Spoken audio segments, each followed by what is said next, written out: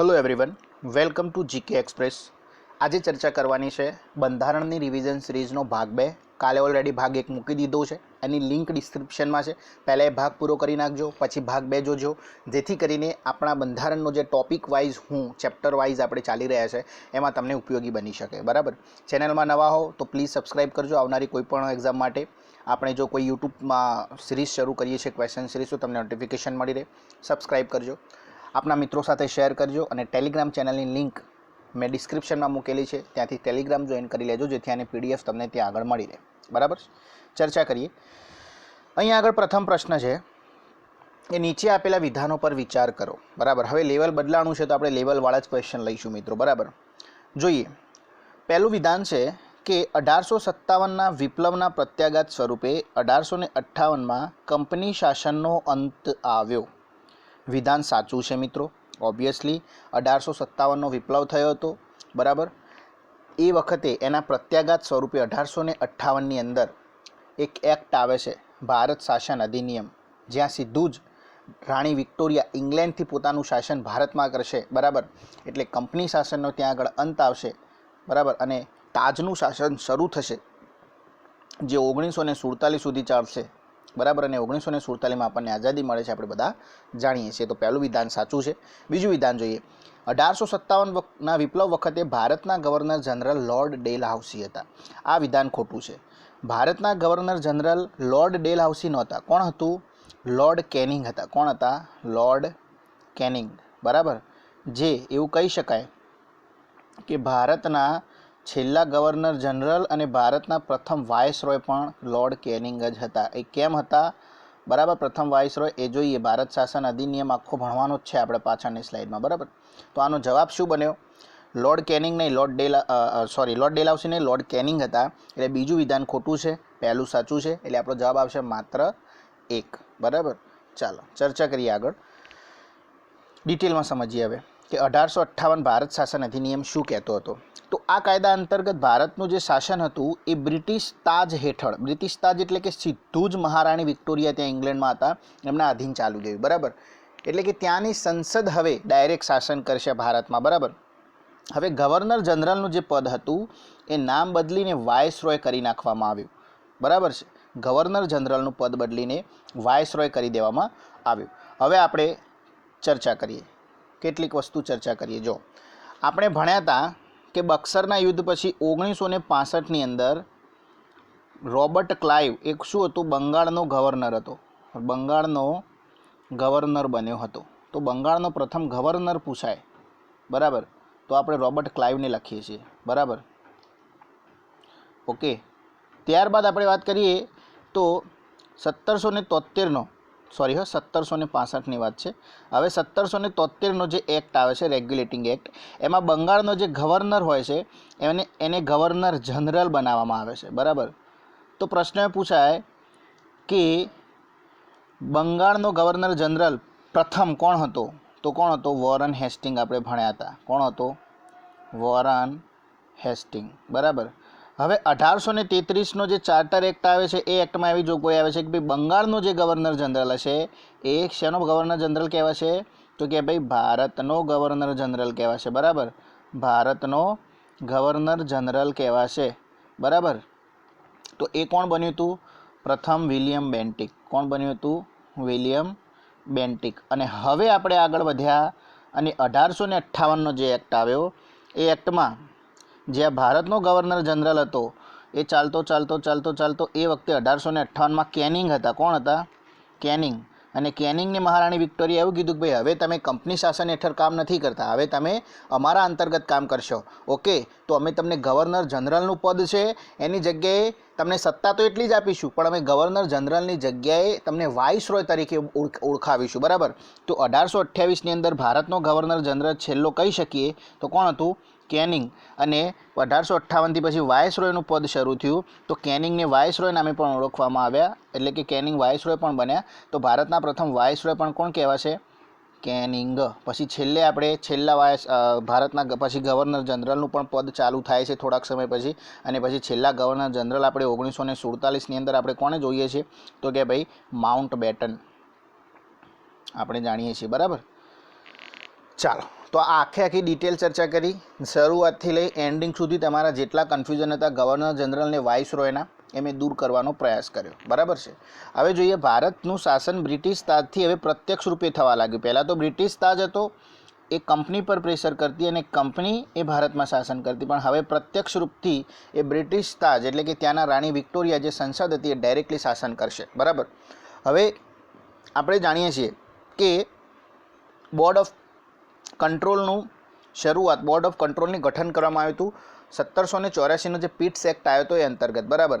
તો board of control અને court of director, હવે કંપની જ નથી રહી તો આ વસ્તુની કંઈ જરૂર નથી. તો આ બંને વસ્તુની જે આ જે વ્યવસ્થા હતી કોર્ટ ઓફ ડિરેક્ટર અને બોર્ડ ઓફ કંટ્રોલ બંને કાઢી નાખવામાં આવે છે અને જે એની જગ્યાએ લાવવામાં આવે છે એક પદ નવું, સેક્રેટરી ઓફ સ્ટેટ. કયું પદ લાવવામાં આવે છે? સેક્રેટરી ઓફ સ્ટેટ, એટલે ગુજરાતીમાં કહીએ તો હિંદના વજીર. શું કહેવાય છે? હિંદના વજીર. આ પદ લાવવામાં આવે છે, બરાબર. અને એ પદ જે છે એ સીધું જ બ્રિટિશ સાંસદને જવાબદાર હતું, કારણ કે આ જે સેક્રેટરી ઓફ સ્ટેટ જે વ્યક્તિ હતો ને એ વ્યક્તિ એ બ્રિટિશ સાંસદનો જ એક મેમ્બર હતો, એટલે ત્યાંનો મેમ્બર ઓફ પાર્લામેન્ટ એવું કહી શકાય, બરાબર. ત્યાંનો એમપી જ અહીં આગળ એ હિંદ વજીર એટલે કે સેક્રેટરી ઓફ સ્ટેટ બનતો અને ત્યાં બ્રિટિશમાં જ રહેતો, બરાબર. જે ત્યાંથી અહીં આગળ વાઇસરોય સાથે કોન્ટેક્ટમાં રહેતો અને એ રીતે મેનેજમેન્ટ કરતા. એની સહાયતા માટે 15 સદસ્યવાળી કાઉન્સિલ ઓફ ઇન્ડિયા એટલે એક સમિતિ પણ હતી જેમાં 15 સભ્યો હતા, બરાબર. હવે પ્રશ્ન પૂછાય કે બ્રિટિશ સંસદના પ્રથમ હિંદ વજીર કોણ હતા, અથવા તો સેક્રેટરી ઓફ સ્ટેટ જે આ પદ રજૂ કર્યું છે, આ પદ જે બનાવ્યું છે નવું બોર્ડ ઓફ કંટ્રોલ અને કોર્ટ ઓફ ડિરેક્ટરને કાઢીને આ જે સેક્રેટરી ઓફ સ્ટેટ પદ નવું જનરેટ કર્યું છે એ પદ પ્રથમ કોણ હતા ભારતમાં? તો એ કોણ હતા?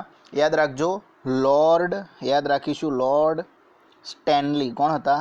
લોર્ડ સ્ટેનલી એ પ્રથમ સેક્રેટરી ઓફ સ્ટેટ ભારતના હતા, બરાબર. આપણે ધ્યાન રાખીશું, જેમને 2 ઓગસ્ટ 1858ના રોજ ભારતની અંદર ભારતના સેક્રેટરી ઓફ સ્ટેટ તરીકે પોતાના શપથ લીધા હતા, બરાબર. તો કાઉન્સિલ ઓફ ઇન્ડિયા એટલે કે હિન્દ સમિતિનું ગઠન પણ કરવામાં આવ્યું હતું એમને સહાયતા માટે, બરાબર. 15 સભ્યો હતા એની અંદર અને આ જે 15 સભ્યો હતા, બરાબર, એમની સહાયતા માટે જ હતા, બરાબર છે. ઓકે, ચાલો જોઈએ આગળ. હજુ છે આની અંદર થોડુંક જાણવાનું, ચર્ચા કરીએ. બીજો પ્રશ્ન, ચાલો. 1861 ભારત પરિષદ અધિનિયમ જે હતો એ બાબતે નિમ્નલિખિત વિધાનો તપાસો. જોઈએ, વાઇસરોય ને ધારાસભાની મંજૂરી વગર વટ હુકમ બહાર પાડવાની સત્તા આપવામાં આવી જે 1 વર્ષ સુધી અમલી રહી શકતો, બરાબર. મિત્રો, પહેલું સ્ટેટમેન્ટ જોવા જઈએ તો વાઇસરોયને ધારાસભાની મંજૂરી વગર વટહુકમ બહાર પાડવાની સત્તા આપી એ સાચી વાત છે, પણ પાછળ એક શબ્દ લખ્યો છે કે તે 1 વર્ષ સુધી અમલી રહી શકતો. આ ખોટું છે. એ ખોટું છે એનો મતલબ કે વિધાન જ ખોટું કહી શકાય. કેમ? તો હા, ધારાસભાની મંજૂરી વગર વટહુકમ જરૂર બહાર પાડી શકતો, પણ એ 1 વર્ષ સુધી નહીં, કેટલા? 6 મહિના સુધી અમલી રહી શકતો. કેટલા મહિના સુધી? 6 મહિના સુધી અમલી રહી શકતો. આપણે યાદ રાખીશું, બરાબર છે. તો 1861ના ભારત પરિષદ અધિનિયમ અંતર્ગત વાઇસરોયને ધારાસભાની મંજૂરી વગર પોતે વટહુકમ બહાર પાડી શકતા એવી સત્તા તો આપવામાં આવી, પણ એ 6 મહિના સુધી અમલી રહી શકતો. પોતાના વટહુકમ બહાર પાડ્યા બાદ 6 મહિના સુધી એ ધારાસભાની મંજૂરી વગર અમલી રહી શકતો, બરાબર. બીજું જોઈએ, કાનૂન બનાવવાની પ્રક્રિયામાં ભારતીય પ્રતિનિધિઓને સામેલ કરવાની શરૂઆત થઈ. સાચી વાત છે. બીજું જોઈએ, બંગાળ અને પંજાબમાં વિધાન પરિષદોનું ગઠન થયું. આ પણ સાચી વાત છે, બરાબર. 3 વિધાન પરિષદોનું ગઠન થયું હતું એ વખતે બંગાળ, પંજાબ અને ઉત્તર પશ્ચિમ પ્રાંત જે અંગ્રેજોનો હતો ત્યાં આગળ. હું ડિટેલ આપું છું તમને પાછળની સ્લાઇડમાં, પણ 3 વિધાન પરિષદોનું ગઠન થયું હતું. એનો મતલબ કે આપણું વિધાન 2 અને વિધાન 3 સાચું છે, બરાબર. વિધાન 2 અને વિધાન 3 સાચું છે, જે આપણે યાદ રાખીશું, બરાબર. જોઈએ આગળ, આના વિશેની થોડી ચર્ચા કરીએ. ભારત પરિષદ અધિનિયમ જે છે, બરાબર, એ કાયદા અંતર્ગત વાઇસરોયને કાનૂન બનાવવાની પ્રક્રિયામાં કેટલાક ભારતીયોને એની પરિષદમાં બિનસરકારી સભ્યો, યાદ રાખજો, ત્યાં આગળ વાઇસરોયની જે પરિષદ હતી એમાં 2 પ્રકારના સભ્યો હતા, સરકારી અને બિનસરકારી, બરાબર. એમાં સરકારી સભ્યો મુખ્યત્વે અંગ્રેજ અધિકારીઓ હતા, બરાબર, કે જેમને સત્તા વધારે હતી, અને બિનસરકારી સભ્યો તરીકે 1861ના કાનૂનથી ભારતીયોને એન્ટ્રી આપવામાં આવી, બરાબર. ભારતીયોને 1861ના કાનૂનથી બિનસરકારી સભ્ય તરીકે એન્ટ્રી આપવામાં આવી, બરાબર. અને યાદ રાખજો, જરૂર એમને બિનસરકારી સભ્યો તરીકે એન્ટ્રી આપવામાં આવી છે, પણ હજુ એક કાયદાની પ્રક્રિયામાં ભાગ લઈ શકતા નથી. બરાબર, ભારતીયો કાયદાની પ્રક્રિયામાં હજુ ભાગ લઈ શકતા નથી.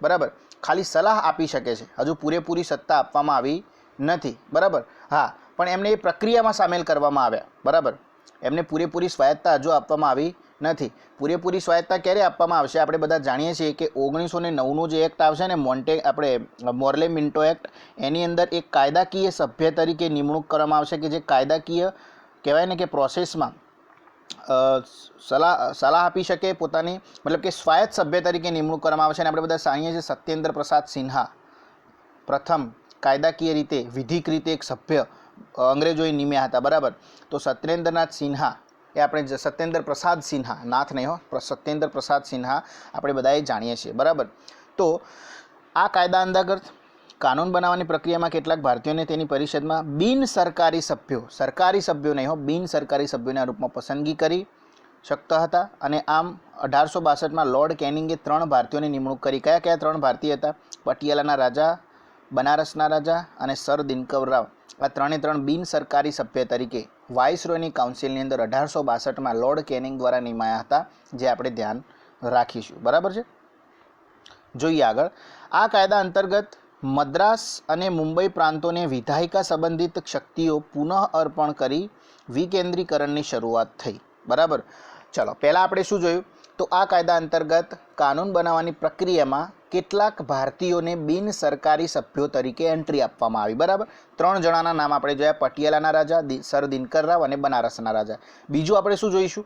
મદ્રાસ અને મુંબઈના પ્રાંતો જે હતા, બરાબર, એમની જોડેથી જે કાનૂન બનાવવાની આપણે શક્તિ લઈ લીધી હતી વાઇસરોએ. બરાબર, તો એ શક્તિને પુનઃ અર્પણ કરી અને વિકેન્દ્રીકરણ કર્યું, એટલે કે કેન્દ્રથી બધું મેનેજમેન્ટ થતું હતું, એ હવે એમને વિકેન્દ્રીકરણ કર્યું. બરાબર, અને બંગાળમાં 1862, ઉત્તર પશ્ચિમ સીમા 1866 અને પંજાબમાં 1897માં ક્રમશઃ વિધાન પરિષદનું શું થયું ભાઈ?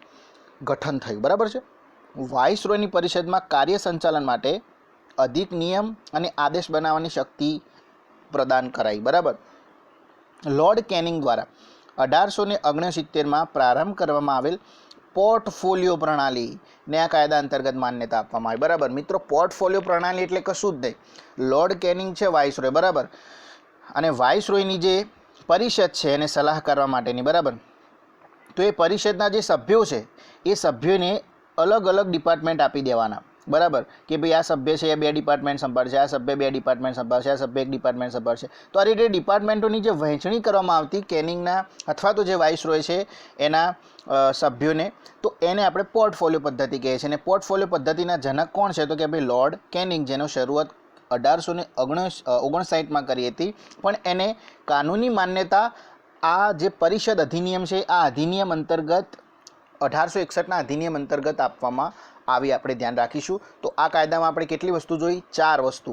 1, ભારતીયોને કાયદા બનાવવાની પ્રોસેસમાં એન્ટ્રી આપવામાં આવી, પણ કેવી રીતે? બિનસરકારી સભ્ય તરીકે, સરકારી સભ્ય નહીં. બરાબર, 3 જણાના નામ યાદ રાખીશું, પટિયાલાના રાજા, બનારસના રાજા અને ત્રીજા આપણા સર દિનકર રાવ. બીજું યાદ રાખીશું, મદ્રાસ અને મુંબઈ પ્રાંતોને કાનૂન બનાવવાની શક્તિઓ અર્પણ કરવામાં આવી, એટલે કે વિકેન્દ્રીકરણની શરૂઆત થઈ. ત્રીજું, વિધાન પરિષદોનું ગઠન થયું 3 પ્રાંતમાં, બંગાળ, ઉત્તર પશ્ચિમ પ્રાંત અને પંજાબ. ચોથું યાદ રાખીશું, વાઇસરોયને વટહુકમ પાર પાડવાની શક્તિ, એટલે કે અધિક નિયમ આદેશ બનાવવાની શક્તિ પ્રદાન થઈ. ત્યારબાદ યાદ રાખીશું, લોર્ડ કેનિંગ 1859માં જે એમને પોર્ટફોલિયો પ્રણાલી બનાવી હતી એને કાનૂની માન્યતા આપવામાં આવી છે. બરાબર, ચાલો ચર્ચા કરીએ. નેક્સ્ટ પ્રશ્ન છે, ભારત પરિષદ અધિનિયમ 1892 બાબતે કયું વિધાન સુસંગત નથી? ચાલો, આ અધિનિયમ અંતર્ગત સૌ પ્રથમવાર ચૂંટણી શબ્દનો ઉપયોગ થયો, પહેલું વિધાન છે. બીજું વિધાન છે કે આ વખતે પરોક્ષ ચૂંટણીની વ્યવસ્થા શરૂ થઈ, સાચી વાત છે. બીજું વિધાન તો સાચું છે.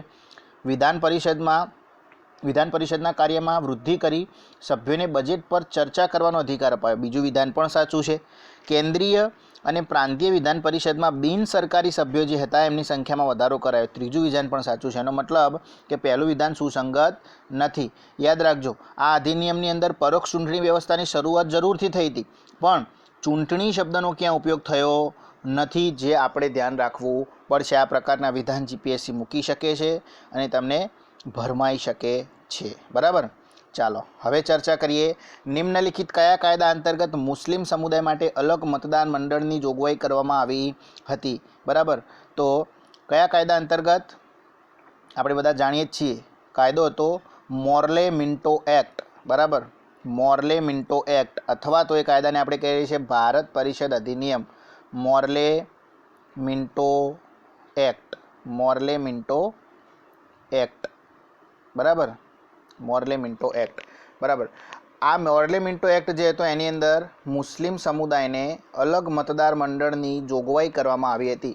અલગ મતદાર મંડળ એટલે આપણે ઓલરેડી સમજી ગયા છે, છતાં પણ ફરીથી સમજાવી દઉં કે મુસ્લિમ સમુદાયને જો અલગ મતદાર મંડળ મળશે, બરાબર, તો મુસ્લિમ સમુદાયને અલગ મતદાર મળશે તો જે જગ્યાએ મુસ્લિમ સમુદાયનો વ્યક્તિ ઊભો રહેશે એ જગ્યાએ ફક્ત ને ફક્ત મુસ્લિમ સમુદાયના વ્યક્તિ જ ફક્ત ને ફક્ત એ સમુદાયના વ્યક્તિ જ એમને વોટ કરી શકશે, બીજા કોઈ જ વ્યક્તિ વોટ કરી શકશે નહીં. આને કહેવાય છે આપણે અલગ પ્રતિનિધિત્વ આપવું અથવા તો અલગ મતદાર મંડળ આપવું, એવું આપણે કહી શકીએ, બરાબર છે. ચાલો, તો આ આપણે ચર્ચા કરી મોર્લે મિન્ટો એક્ટની, બરાબર. હવે મોર્લે મિન્ટો એક્ટ જે હતો એને થોડો ડિટેલમાં સમજીએ. ભારત પરિષદ અધિનિયમ એકચ્યુઅલીમાં શું હતો, એમાં શું શું જોગવાઈ કરવામાં આવી હતી. તો આ કાયદા અંતર્ગત વિધાન પરિષદમાં ચર્ચાના જે કાર્યો હતા, જો ચર્ચા કરવાની પરમિશન, બજેટ પર ચર્ચા કરવી, એ પરમિશન તો 1892નો જે એક્ટ હતો એની અંદર આપી દેવામાં આવી હતી. પણ એ જે ચર્ચા કરવાના કાર્યો હતા એમાં થોડો વિસ્તાર કરવામાં આવ્યો, એમાં વૃદ્ધિ કરવામાં આવી. એટલે કે બજેટ પર પ્રશ્ન પૂછવાનો જે પોતાનો અધિકાર હતો એમાં થોડો વધારો કરી અને બજેટ પર પોતાનો મત પણ રાખી શકશે સભ્ય, એવો વિસ્તાર કરવામાં આવ્યો. ત્યારબાદ અનુપૂરક પ્રશ્ન પણ પૂછી શકશે. અનુપૂરક પ્રશ્ન એટલે શું? તો કે ભાઈ હું મંત્રી છું, બરાબર, માની લો કે હું કોઈ મિનિસ્ટ્રીનો મંત્રી છું, બરાબર, અને તમે કોઈ બીજી પાર્ટીના વ્યક્તિ છો, MP છો, તમે મને પ્રશ્ન પૂછો છો કે સાહેબ આવું કેમ થયું, તો હું જવાબ આપીશ તમને કે ભાઈ આવું થયું હતું એટલા માટે આવું થયું, બરાબર. તો તમે મને અનુપૂરક, તમે ફરીથી મને પ્રશ્ન પૂછો કે સાચું તમે ચલો એવું કહેવા માગો છો કે આવું થયું છે, તો પણ તમે આની અંદર કેમ આવું કહો છો કે આવું થયું હતું, તો તમે મારા આપેલા પ્રશ્નમાં પણ કંઈક વિરોધ કાઢીને મને પ્રશ્ન કરો છો, અને આપણે અનુપૂરક પ્રશ્ન કહીએ છીએ, બરાબર. તો બજેટ પર પોતાનો મત રાખવાનો પણ અધિકાર આપવામાં આવ્યો, અનુપૂરક પ્રશ્ન પૂછો, આવી બધી છૂટછાટ આપવામાં આવી. એટલે કે ચર્ચાના કાર્યો જે હતા એમાં વિસ્તાર કરવામાં આવ્યો, બરાબર. આ અધિનિયમ અંતર્ગત પ્રથમવાર કોઈ ભારતીયને વાઇસરોય અને ગવર્નરની કાર્ય પરિષદમાં કાયદાકીય સદસ્ય, બરાબર, કાયદા સદસ્ય એટલે કાયદા બનાવવાની પ્રક્રિયામાં ભાગ લઈ શકે, પોતે કાયદા બનાવવાની પ્રક્રિયામાં સાઇન કરી શકે, વોટ કરી શકે, એવો અધિકાર તરીકે કાયદાકીય સદસ્ય, વિધિક સદસ્ય તરીકે વાઇસરોય અને ગવર્નરની કાર્ય પરિષદમાં એક વ્યક્તિની નિમણૂક કરવામાં આવી. અને એ વ્યક્તિ કોણ હતા? સત્યેન્દ્ર પ્રસાદ સિન્હા, જે યાદ રાખવું પડશે, બરાબર. તો વાઇસરોયની કાર્યપાલી પરિષદની અંદર સૌપ્રથમ ભારતીય કોણ હતા? ભારતીય સદસ્ય હતા સત્યેન્દ્ર પ્રસાદ સિન્હા, બરાબર, યાદ રાખીશું. આપણે 1861ના એક્ટની અંદર વાત કરી હતી, 3 વ્યક્તિઓની નિમણૂક થઈ હતી, પણ એ બિન સરકારી સભ્ય તરીકે કાયદા બનાવવાની પ્રોસેસમાં 100% ભાગ લઈ શકતા હતા, પણ એ વોટિંગ ના કરી શકે. એ શું કરી શકે? ફક્ત સલાહ આપી શકતા હતા. એમને એટલી બધી સ્વાયત્તા હતી નહીં, પણ અહીંયા આગળ સ્વાયત્તા આપી કાયદાકીય તરીકે એમની નિમણૂક કરવામાં આવી અને તેઓ કાયદાકીય પ્રક્રિયાની અંદર લીગલી ભાગ લઈ શકશે, બરાબર. આ આપણે વાત કરી 1909ની અંદર મોર્લે મિન્ટો એક્ટની અંદર. હવે વાત કરીએ મુસ્લિમ સમુદાય માટે અલગ મતદાર મંડળની જોગવાઈ કરવામાં આવી. અને આમ અધિનિયમ જે હતો એને સાંપ્રદાયિકતા અને કાનૂની દરજ્જો આપવામાં આવે, બરાબર. અહીંયા આગળ સાંપ્રદાયિકતા આપણને દેખાઈ રહી છે, તો એથી લોર્ડ મિન્ટોને સાંપ્રદાયિકતાના જનક તરીકે પણ ઓળખાય છે. આ પ્રશ્ન પૂછાઈ ગયો છે જૂની એક્ઝામની અંદર, બરાબર, યાદ રાખવું પડશે. તો લોર્ડ મિન્ટો એ સાંપ્રદાયિકતાના જનક તરીકે ઓળખાય છે, આપણે યાદ રાખીશું, બરાબર છે. ચાલો જોઈએ ચૂંટણી માટે મતદાર મંડળની સભ્યતા. ચલો, ચૂંટણી માટે મતદાર બનવું હોય તો તમારી આવક જોવામાં આવશે, તમારી સંપત્તિ જોવામાં આવશે અને તમારી શૈક્ષણિક લાયકાત જોવામાં આવશે. પછી તમને મતદાર મંડળના મતદાર બનાવવામાં આવશે, પછી તમે ચૂંટણી માટે લાયક ગણાશો. તો 1909માં જે કાયદો આવ્યો મોર્લે મિન્ટો એક્ટ, એની અંદર મતદાર મંડળની લાયકાત, બરાબર, એટલે કે સભ્ય બનવા માટેની લાયકાત પણ જણાવી હતી. એના આધાર કયા કયા હતા? તો આવક, સંપત્તિ અને શૈક્ષણિક લાયકાત યાદ રાખીશું, બરાબર. આ કાયદાની અંદર presidential corporation, chamber of commerce અને વિશ્વવિદ્યાલયો, જમીનદારો માટે પણ અલગ પ્રતિનિધિત્વની જોગવાઈ હતી. એટલે કે આ જે રીતે અલગ મુસ્લિમ સમુદાયને અલગ મતદાર મંડળ આપ્યું, એ રીતે અહીંયા પણ અલગ પ્રતિનિધિત્વ કરવાની એક જોગવાઈ કરવામાં આવી હતી કે ભાઈ જમીનદારોને પણ અલગ પ્રતિનિધિત્વ આપવામાં આવશે વિશ્વવિદ્યાલયો એવી રીતે, બરાબર છે. તો આ આપણે ચર્ચા કરી totally analysis of this topic, બરાબર. હવે નેક્સ્ટ મળીશું ત્રીજા ભાગની અંદર ટૂંક જ સમયની અંદર, બરાબર. ચર્ચા કરીશું આ જ રીતે. મહત્ત્વના પ્રશ્નોને તમારી સમક્ષ પ્રસ્તુત થઈ. આપણે ટેલિગ્રામ ચેનલ જોઈન કરી લેજો જેથી કરીને તમને PDF મળતી રહે, અને અન્ય હું મારું હસ્તલિખિત ટોપિક નોટ્સ પણ ત્યાં આગળ ડેલી મૂકતો હોઉં છું જેથી કરીને તમને ફાયદો થઈ શકે, બરાબર. Thank you. જય હિન્દ, જય Bharat. God bless you all.